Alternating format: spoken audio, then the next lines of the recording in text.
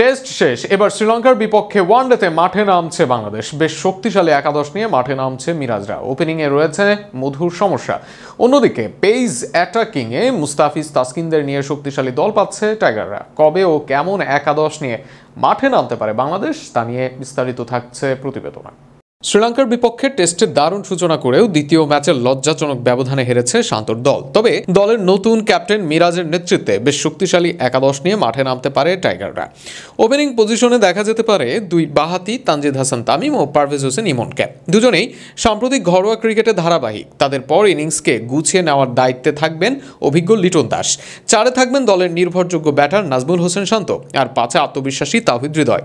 ছয়ে উইকেটরক্ষক হিসেবে জায়গা পেতে পারেন জাকের আলী অনিক, যিনি ফিনিশিংয়ে ভরসা দিতে পারেন। অলরাউন্ডার হিসেবে মেহেদী হাসান মিরাজ থাকবেন একাদশে। স্পিন বিভাগে দেখা যেতে পারে তরুণ রিশাদ হোসেনকে, যিনি লেগ স্পিন দিয়ে প্রতিপক্ষকে চাপে ফেলতে পারেন।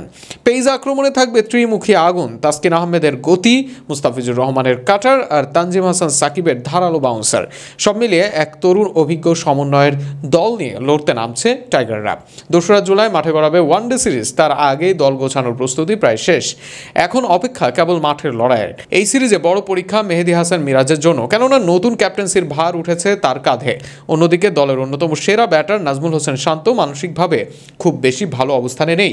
তাছাড়া এই মুহূর্তে খুব একটা ভালো অবস্থানে নেই ওয়ানডে দল। বেশ ছন্দে আছে শ্রীলঙ্কা দল। সব মিলিয়ে 2রা জুলাই বেশ শক্ত পরীক্ষা দিতে মাঠে নামছে টাইগাররা।